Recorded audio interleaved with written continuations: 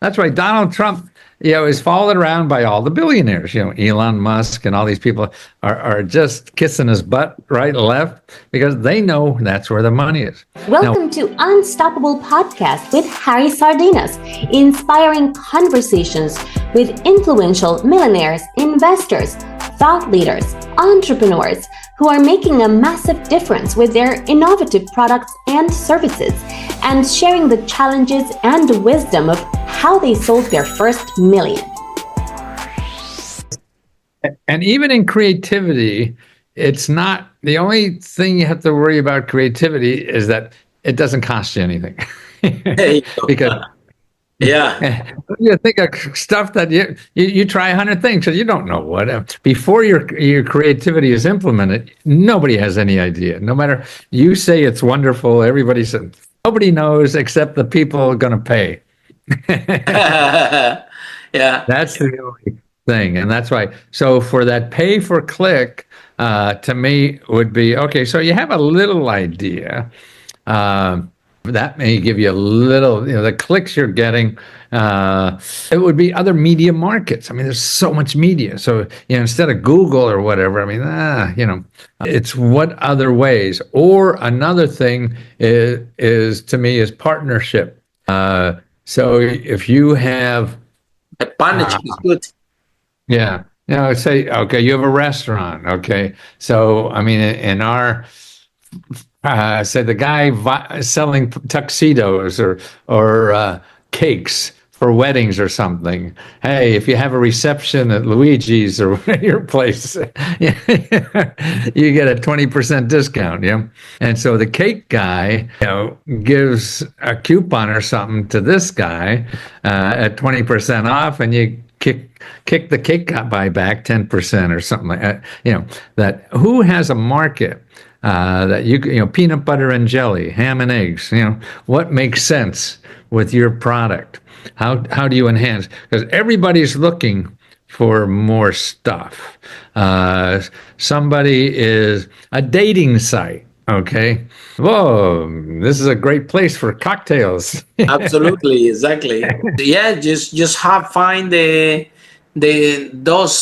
people that have your audience, but they don't compete with you, correct? Yeah. Exactly. So, Matthew, tell us a little bit more about this free money that you help people with. Well, it's free money, government money. Government money in the United States is big, and it's big for everybody. The United States makes more millionaires than anybody else, but we probably already knew that. This is a list of millionaires. Yeah, 24 million millionaires in the United States, million and billionaires. China has 6 million, Japan 3 million, the UK about 3 million too. So you're even with Japan. Yeah, that's not bad. Yeah, we're not bad in UK, yeah? Yeah, so a lot of millionaires there. But listen to this. The United States has more millionaires, but in the developed countries, the United States is number one in creating poor people. In all the developed countries, our poverty rate, the percentage of people in poverty is the highest in the world in developed countries, not underdeveloped countries. Yeah. So like United Kingdom is about 12%. We're 17%. Yeah. We're more than, I mean, that's astounding to me. And so we have programs, and the government gives out money, billions. I mean, you see like Trump won the lottery, or no, that's the president, you call it. Oh, what the hell they do with that? Right.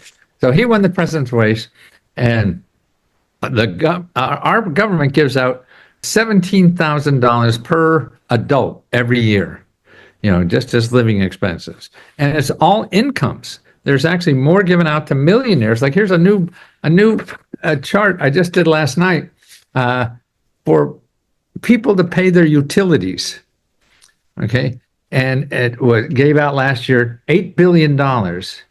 People making 100,000 to 100 million, that's the top 25%, got more money to pay their utilities than anybody else. The people making less than 30,000 got peanuts. They got less than 1%.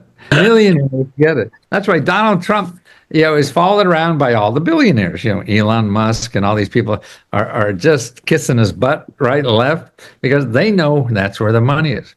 Now, what I think is even more important, particularly for entrepreneurs, is help.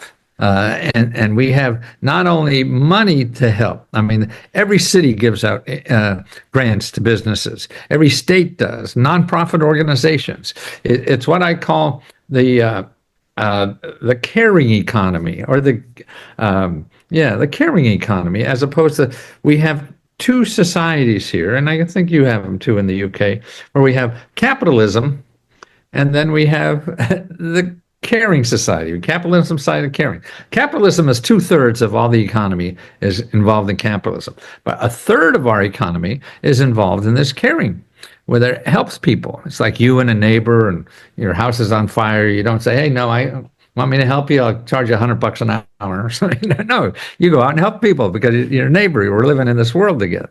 Yeah. And so that's our caring side. So that happens, at least in the States, through nonprofit organizations and government offices and churches and things like that.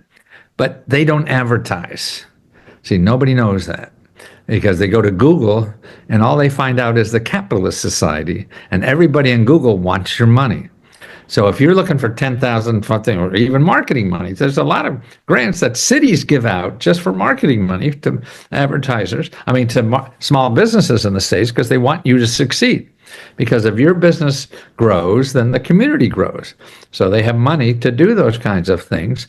But people go to Google to look for it, and all you'll find is Google is people want to take your money, not give you money. But they're very difficult to find those grants, yeah? The people don't know about it. They're different to find, and they're also difficult to write them, to apply for it, right? Not really. I mean, some of them are, yes. And that's what people see. They see the big ones, but most of them, like under $50,000 for a business, it'll be two or three lines, 2 or 3 pages, fill in the blanks. But it's our concept we heard of, because somebody says that, and they are. If you want to get $1 million to do something, you're going to have to, do write something. a big proposal, yeah. Right, exactly. But everything else, you don't need it. And even if that's true, you should not get a grant. Most people think that's true, so they go out and get a grant writer first, which is wrong, because you haven't even seen the application. The hardest part is not the application, it's finding the right application.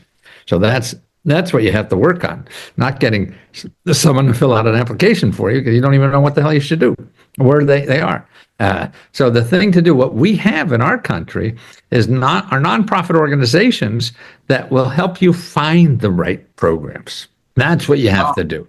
And we have a database here. I don't know how many people watching from US, but if you go to sba.gov and then /local-assistance, you will put in your zip code, and you'll find 10, 20, 30, 40 nonprofit organizations in your community that are there to help you find out ways to get money and help to start or grow anything you want. They're all free. Google will only charge you $10,000. Yeah. So that's what. So then, Matthew, so what do you think that is the biggest challenge that entrepreneurs, startup founder have in United States to start a business? Biggest challenge is, I think, is ourselves. We're our own worst enemy. We have all this stuff in our head about what's right or wrong, and what's there and what's not there. And that stops us. Like you said, all grants are complicated. No, see? And it's stuff that we come with, and I feel the only thing that's stopping an entrepreneur from success is them. They haven't tried enough. You talk to 10 people, that's fine, but boy, there is so many more. I mean, like I say, even on getting help, I mean, there's 10, 20 organizations. You have to call every one. So you have to be ready to not just find that magic website and fill out a form. It doesn't have, no, you have to get on the phone, start talking to people. And the people who cannot help you, you have to ask them where else. Because they are in the business of helping people like you, but maybe you don't fit the criteria for them. But they're still in that business. It's talking to somebody who knows that milieu or whatever that they're in, other people that are helping people, not people that are trying to sell you something. You got to hang around people that help people. So they're more likely to know other people that help people like you. You have to hang around the helping people and find that, because they want to. I mean, all these organizations, I mean, we spend, God, I mean, so much money. I mean, this money that given out to people just to help them start businesses or do anything. But it's different in every city, things like that. So you have to find the people in your area that are responsible for businesses starting and growing. And every city has it. I mean, there'll be dozens of people that do that, because that's how the politicians get elected. If everybody's happy, you know, and they get happy with money and help to do things in life, or they get voted out and somebody else gives a shot at it. Yeah. Follow us for more interviews with world's most influential, audacious entrepreneurs that overcame challenges and adversity, providing you with the blueprint of how they sold their first million so you can grow your business exponentially.